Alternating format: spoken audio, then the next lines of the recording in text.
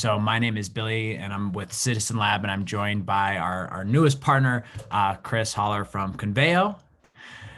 So really excited here today for you all to join us, and kind of the reason being of this big announcement that we're that of the reason why we're having this webinar and having this partnership is it's taking CitizenLab, which is the complete hybrid to engagement as far as the one-stop shop for your residents to come in and participate in to either to get information about projects or directly engage. And now with Konveio coming in, now you're able to interactively, interact and capture feedback directly on PDF. So giving more interactive and more user-friendly way of, interacting and engaging with your residents. And so kind of the key takeaways today before we kind of get started, just want to highlight here is, first and foremost, you learn about a little bit more about CitizenLab, the partnership with Konveio, and how it will bring improved community engagement experience. You'll discover how local governments can easily display interactive PDFs and capture feedback directly on their digital engagement projects, but also understand the different types of community input and buy-in required as a project progresses. You'll learn how to determine the best way to engage in the next project and best practices, proven sequences for the most common types of project life cycles. And you'll also see a live tour today of the CitizenLab platform and Konveio projects, so to give you a holistic kind of look. So I just want to let everybody know from the get-go, we will be sharing the slides as well as a recording after this. So no need to worry on that front. But kind of before we get started here, we would love to hear from the audience as far as within the introduction of showing where you're at. So if you could please within the poll here. We have to reset that. Oh, I think the polls during our practice session. We're gonna have to relaunch this. There you go. So in order just to get a better idea and sense of where, you are within the country and also kind of which sector, love to just learn a little bit about you before we kind of launch, and apologize there. We did a little practice run. You caught us red-handed here.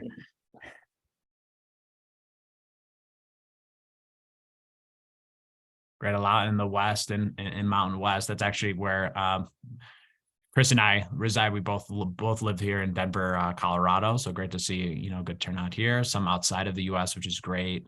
And especially here within, different sectors. So we have a great diverse audience today. And so we'll kind of begin, the presentation. Chris will and I'll hand it over to Chris. Yeah, thank you. Yeah, I want to set the stage here real quick and show you a couple of slides just to give you some background. I'm sure,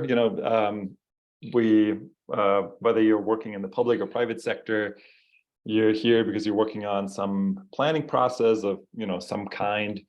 And pretty sure as you go through this process, you require buy-in from stakeholders and therefore have certain opportunities set up to get engagement and participation from those stakeholders or citizens or whoever sort of your audience is.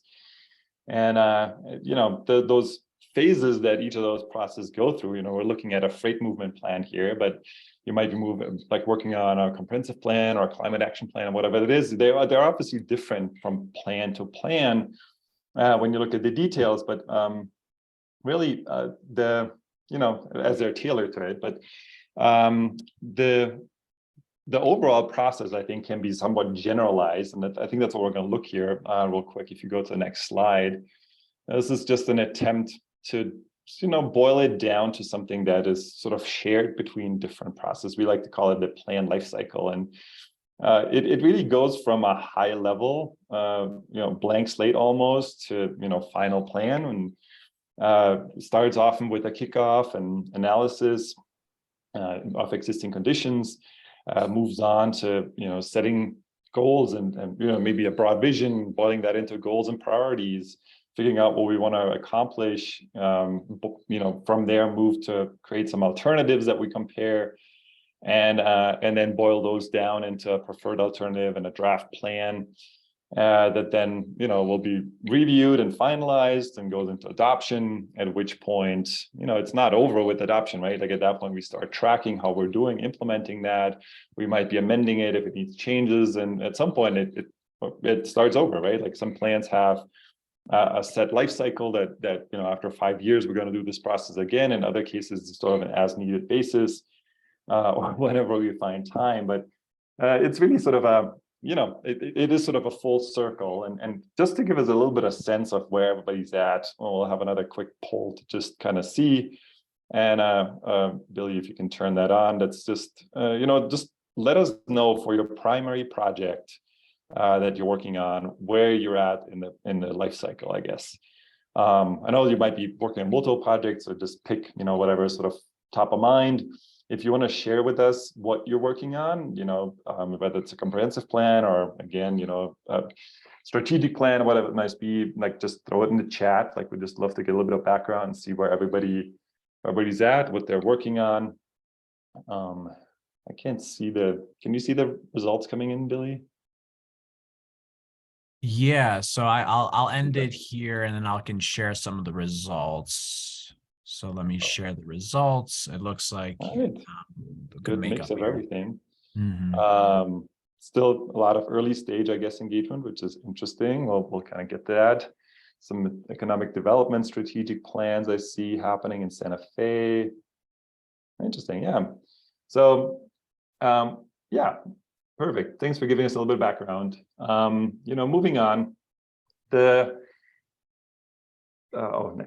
so as you probably all know, as we go through these different stages from early stage, more broad kind of to late stage and very detailed, the type of feedback and input we're looking for changes, right? So we go from big picture feedback, where do we want to be in 2030? What are the big goals we need to achieve? Where do we see our community? What are the big things we want to accomplish?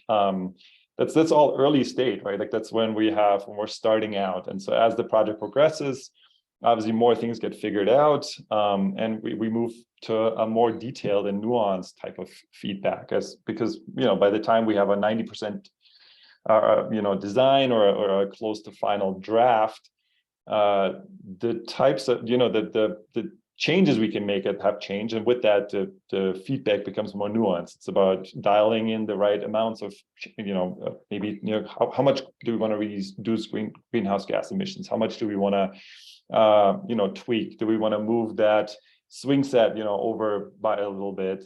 But it's not, we're not deciding at that point anymore whether we should have a place set in our park or things of that nature. So and with that, when we move to the next slide, what's interesting to us is that while when you look at this sort of generic process, more often than not, the in-person engagement is rich, and project teams spend a lot of time getting that dialed in, and really tailoring this to the needs of those different phases as you go through the process. It's surprising that quite often the online engagement is still somewhat limited, in the sense that you might just be using the survey tool, or a community might be using a survey tool they have a subscription to, the SurveyMonkey, or like the Zoom subscription that they have, and that's used throughout the whole process. And so it's a little bit the hammer and nail problem. If all you have as a tool is a hammer, then every problem looks like a nail. And I think what's happening here is, if that happens, through for the engagement in the process, and it's limited to just surveys, it's a poor experience. It's a poor experience for the citizens or the stakeholders that are engaging. It's a poor experience ultimately for the organizers and the team that has to do analysis.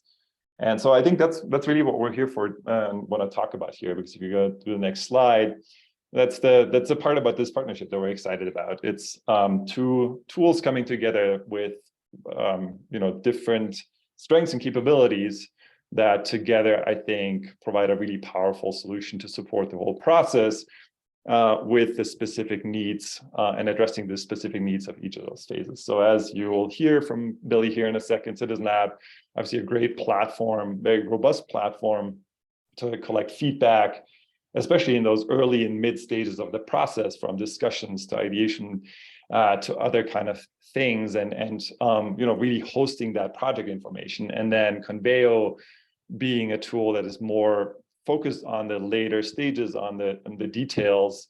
When there's content that you need to get across, it's the information sharing and the specific feedback to finalize things. And so what we're going to do here with the rest of the time is just look at some examples, look at CitizenLab first here, in terms of how it works and what it does, and then we'll go to Konveio and look at a case study later on. So I'm going to turn it back over to Billy.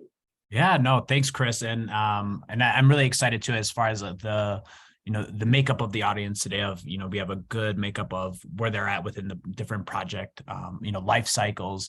And so, today I'll be sharing, the city of Lancaster, just an overall, just brief description of the CitizenLab platform, but also to show the city of Seattle, where more importantly, what they did in the beginning stages of their engagement, and soon they will be launching the Konveio as part of their project of developing and adopting within the plan. And so let me share my other screen here.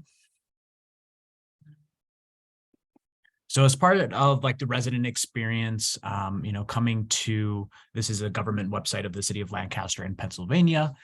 So, this is their place of, their government website here. And so when the residents come to engage, they have a popular pages here of Engage Lancaster, pa.gov there. So as you can see, when they switch over to the CitizenLab platform, you have a separate subdomain, so engage.cityoflancasterpa.gov, and it keeps the same branding guidelines of your organization. So to the resident standpoint, it makes it very user-friendly as far as going, to a place where they know this is where they can engage on any particular amount of projects, but also inform themselves of what's happening throughout their city. So you can be asked to sign up, all of the different projects. So we have active and archived, and all the projects. So you can view all the historical references of all the work that the city has been doing. I'm sure too within the audience, as far as working with local gov, when you have those city town hall meetings,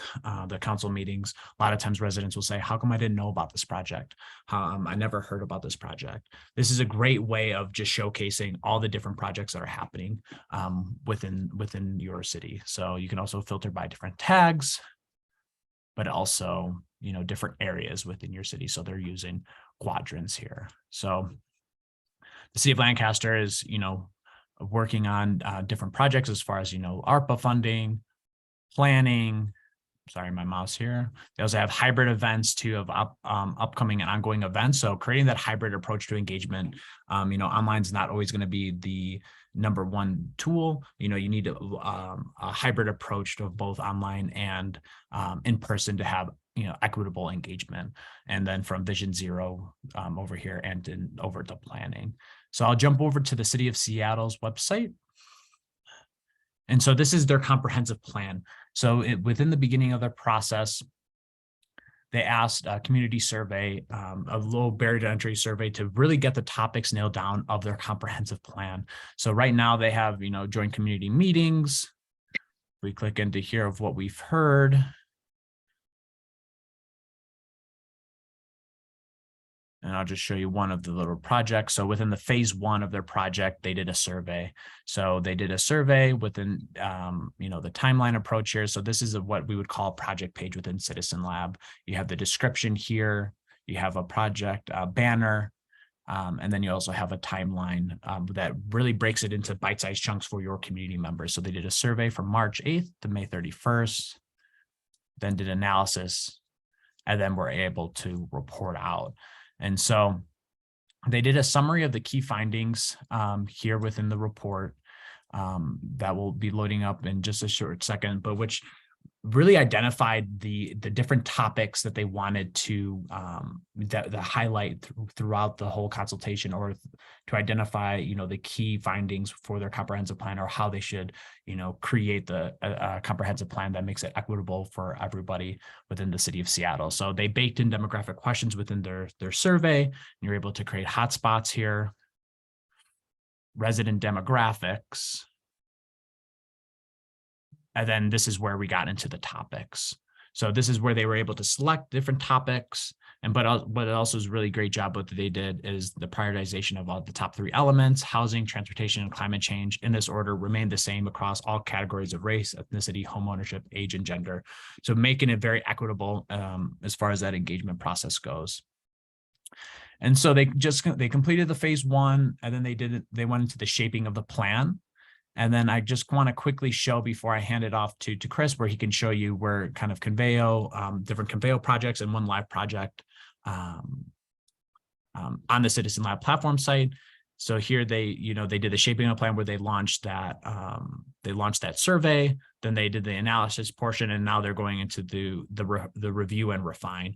So this is where they'll actually be launching the Konveio as part of this project, as far as more of that public comment and analysis growth forum. So, Chris, unfortunately, we didn't time it just right when they would have been launching in, but they will be launching shortly. And so I actually just wanted to launch just another quick poll, just in case once they launch, and it should be relatively soon, we'll be able to share that website with you.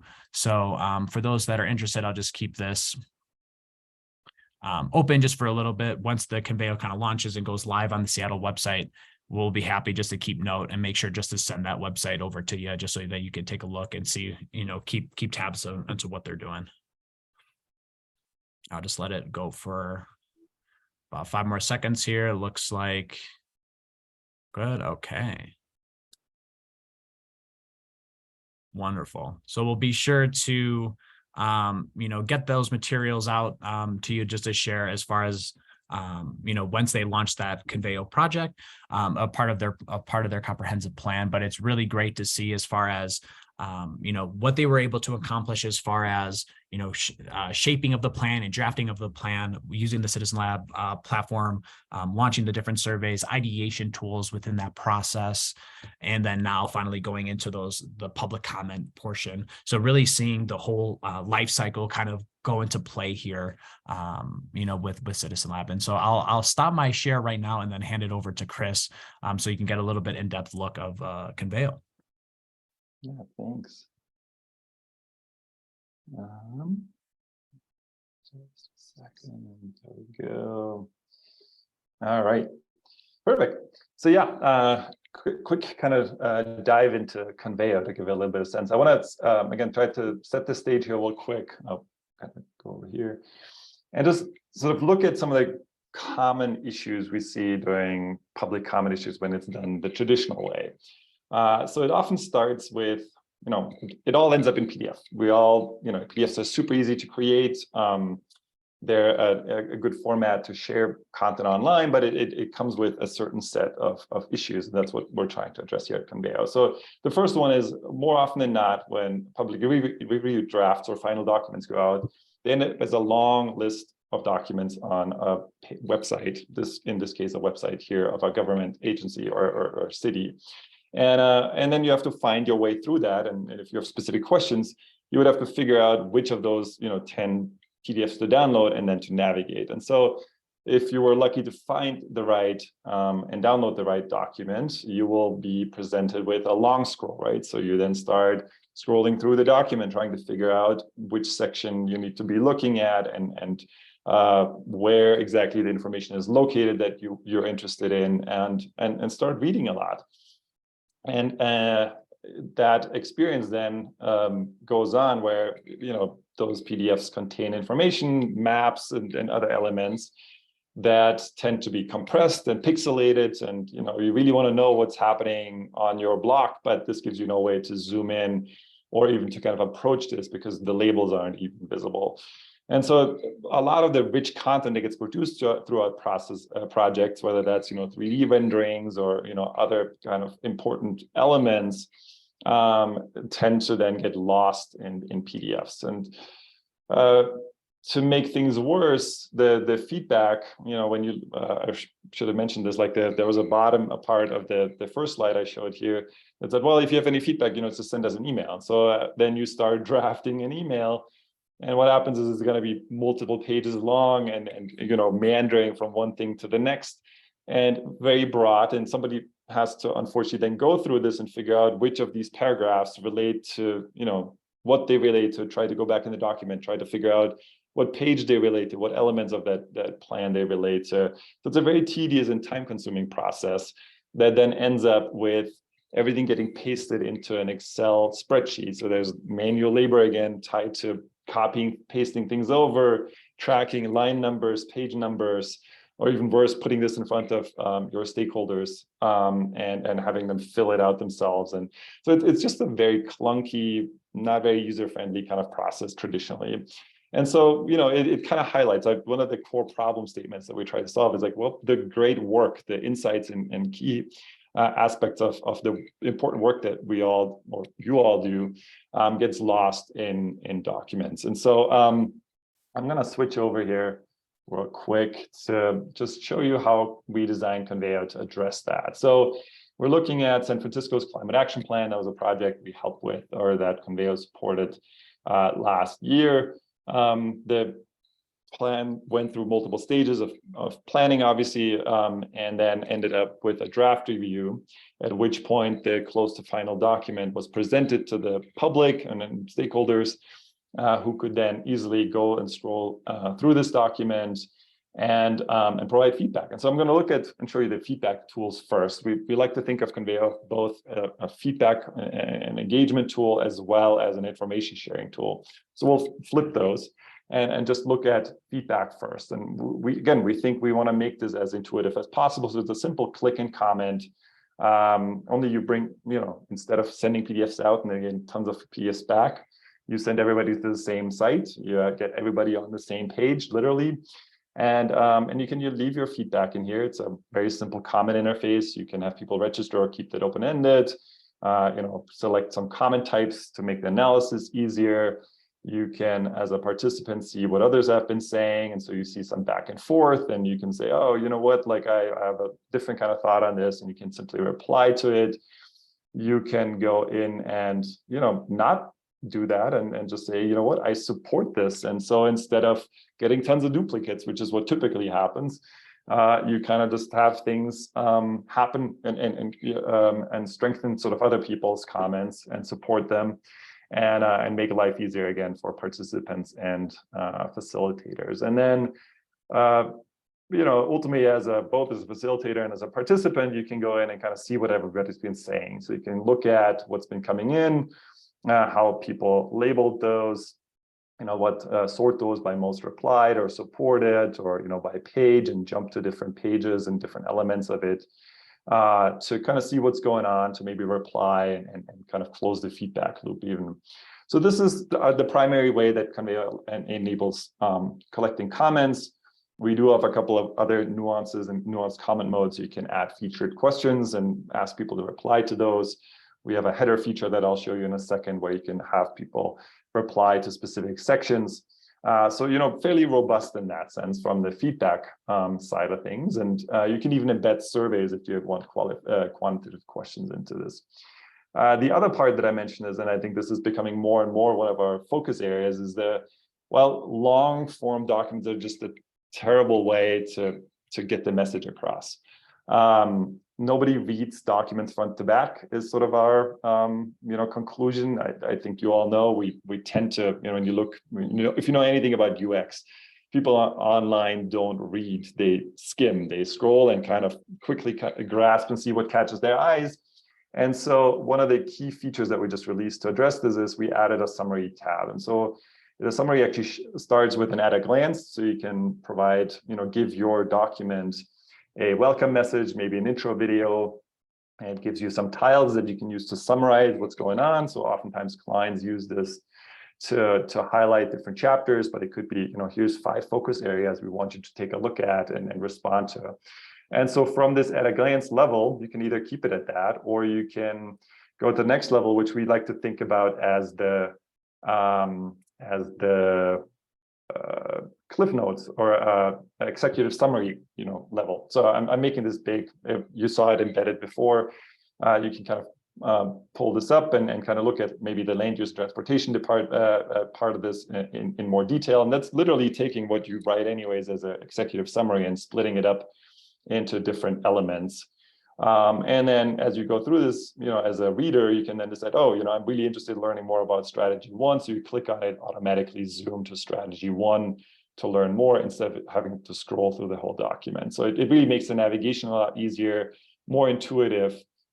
And so that's one of the key elements of how we improve documents. The other part that you see is, the work we all do it requires a lot of jargon. That's just sort of the nature of it. And while we try to write in plain language, we know that, that's a barrier. And so you can easily overlay and add the glossary right into the document where the definitions pop up instead of having to scroll somewhere to the back of the document. Another way that we think about making this easier, obviously, is pulling out your table of content as a navigation element. And then more importantly is our pins feature that allows you to bring in interactive content, because there's nothing worse than having a PDF here and then having to figure out somewhere in the city's GIS department, for example, where a land use map is.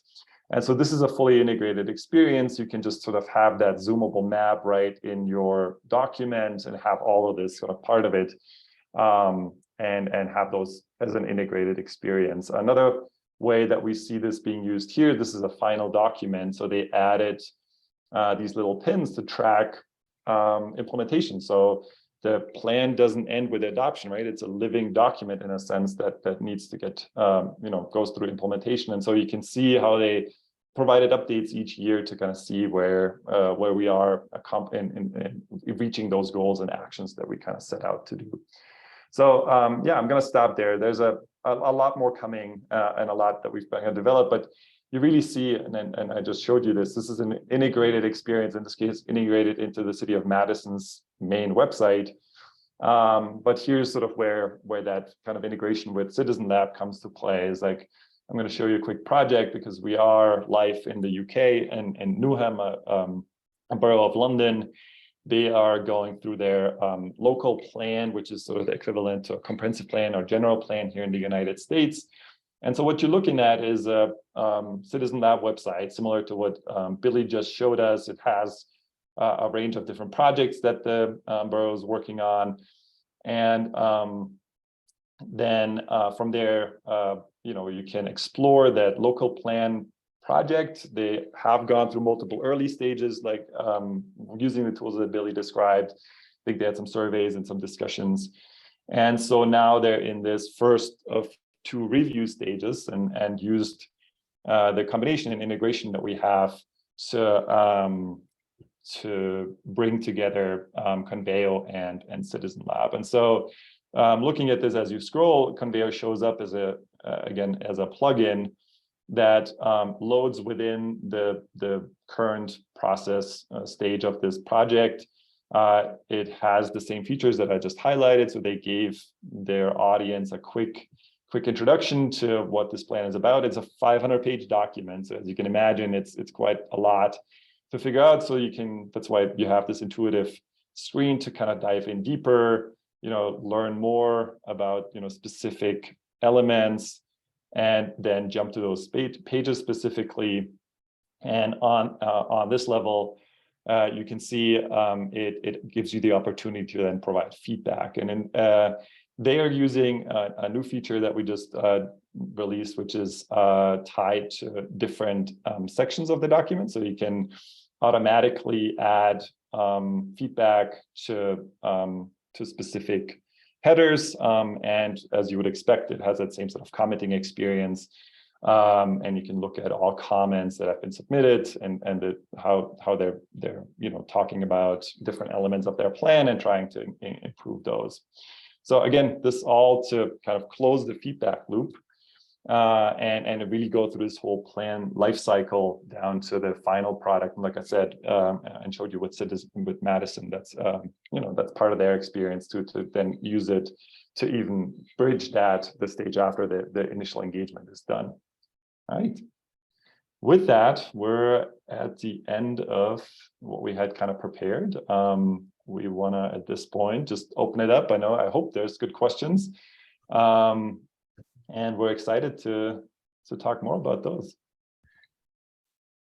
Yeah, thanks, Chris. I really appreciate that overview, and it's really great to see the advancements that you've kind of shown as far as where have you taken the product and how to best serve the your audience and the government institutions. And so we have one question from David Newman, which I thought was really interesting.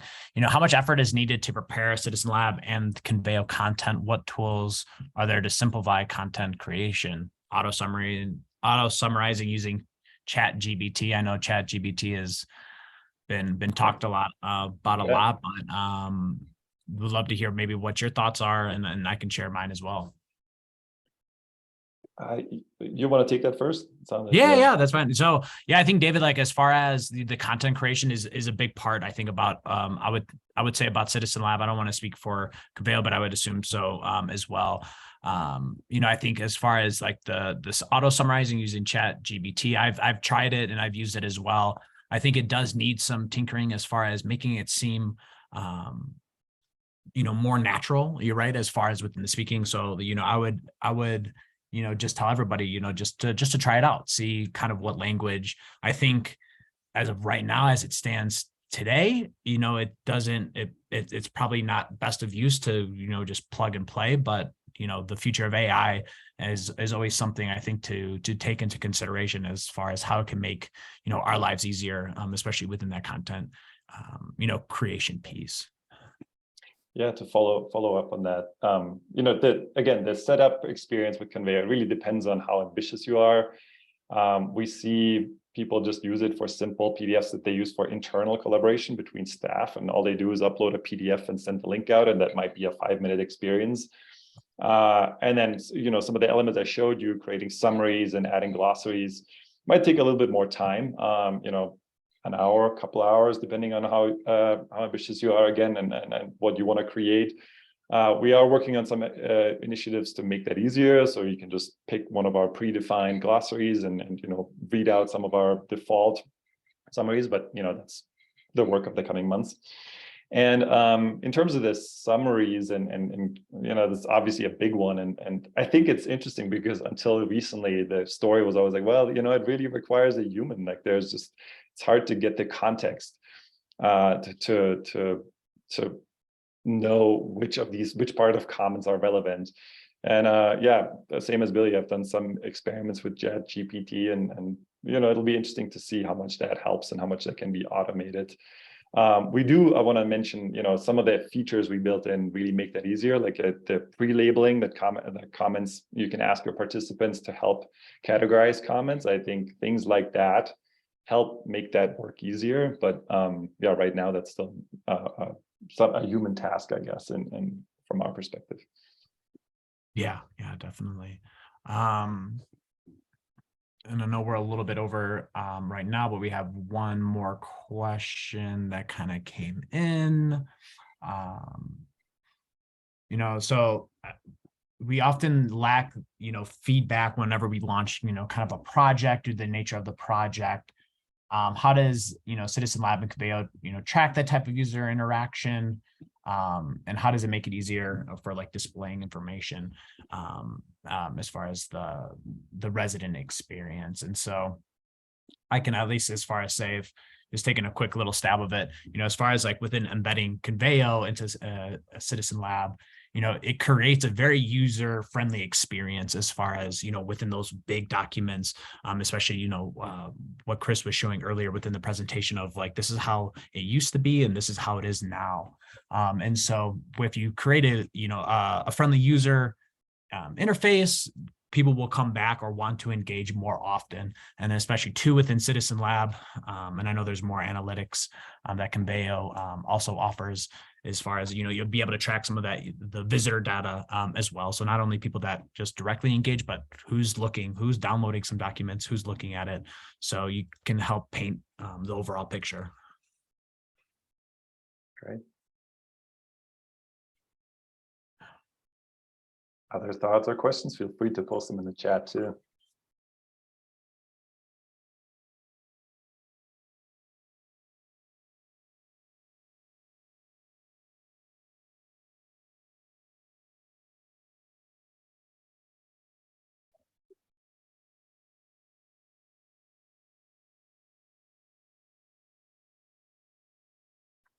Yeah, John, we could send some websites, yeah, following up as well. Yep, and Good question. you'll Yeah. get the presentation and the slides as well. So.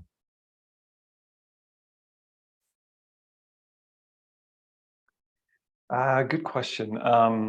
We built Konveio. Konveio is a very specific tool, right? CitizenLab obviously is a platform with a lot of different functionality. At Konveio, we're sort of laser focused on the document engagement experience. And as such, we do realize that embedding is a big deal. And as I showed you, the Madison example was embedded into their website. And so the core features all work embedded.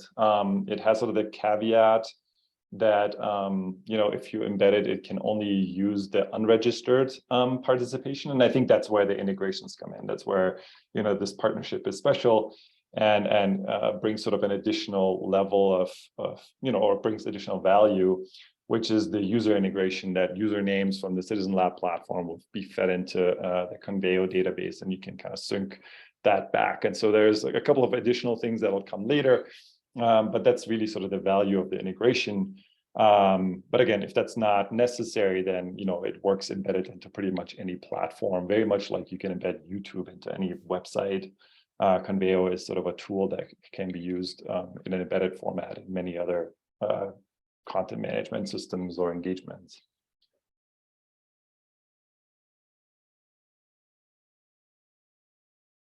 I hope that answers your question, Megan.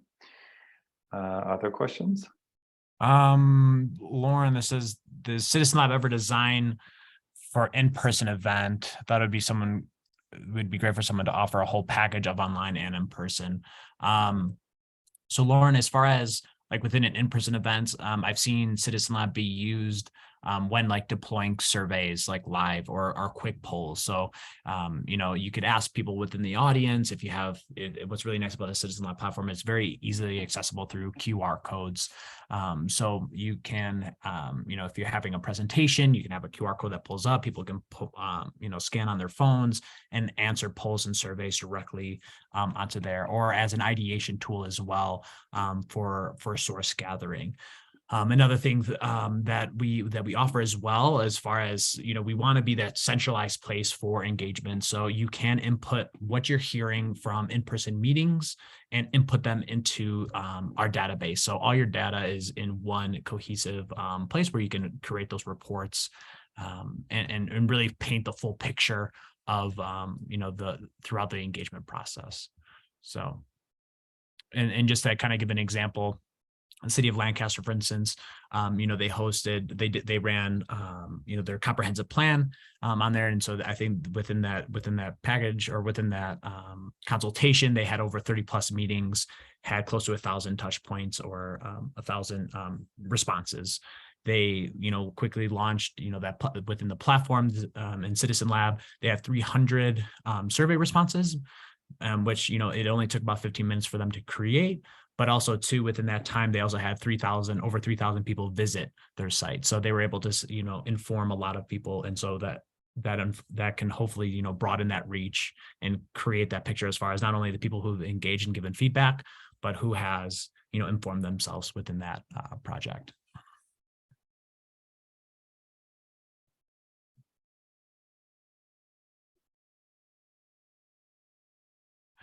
And then there is another one, and we can stay on as long as, there's some questions here. But another one from David. Of course, if you want to, answer this one, is how can the tools be used for supporting ongoing consultation for years, making a better place as opposed to a single project, or any other tools for better use? I'm happy to take a stab at it as well. Yeah, please go for it. Yeah, so I think, David, as far as, ongoing consultation, I think for, to have a good equitable engagement strategy, you need to have within your plan to follow back within that community, right? So once the project is done, that's not when the engagement is over with and done. You need to have a process in place to follow up with the community. So I think, having, both that obviously an online presence and using traditional methods, I clearly, stating within, especially within the CitizenLab platform, that project timeline where you'll have, after the project is completed, you'll have subsequent steps of when the community should know when you'll be following back, in order to gather feedback on, what, since now the project is completed, what are your final thoughts of it?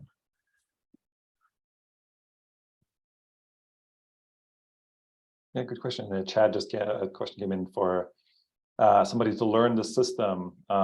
And I think we can both answer that from our perspectives. But yeah, Konveio is pretty easy to learn. As I said, we don't require you to redo what you're doing, right? Like everything exports to PDF and whatever tools you're currently using to get your materials, your poster boards, your drafts, whatever that might be out, you can keep using, and then just upload that to Konveio. And it typically doesn't take that long. We have an hour-long, up to an hour-long kind of quick web meeting with most of our clients, and that really is all that's needed from our perspective. More often than not, we kind of send an initial onboarding email with a quick start video that's like 10 minutes, and that's often enough to get people comfortable to go in and start building. And from that perspective, we hear a lot that it's very, very user-friendly and very easy to set up, and an experience that really doesn't take much, even for somebody who's not web savvy or doesn't know HTML or anything like that.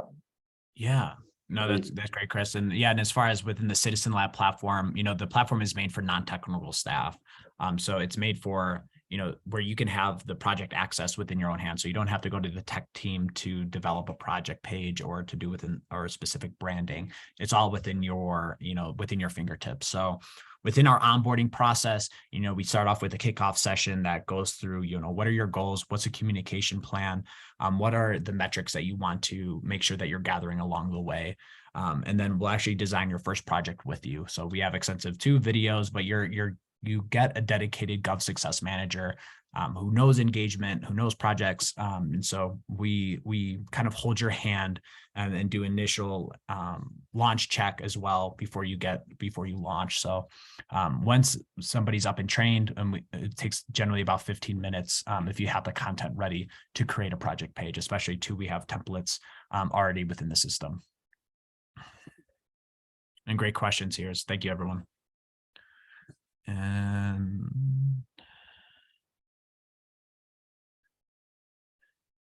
And I think that is it for today. So we'll send, you should be getting an email from Natalie in our marketing department as far as within the presentation and the recording of this today. You also get Chris and mine contact information. So if you have any questions, you can feel free to reach out. But thank you to everybody for joining and asking these wonderful questions. It certainly makes it really great to have an interactive audience. So thank you for that. And thank you for joining.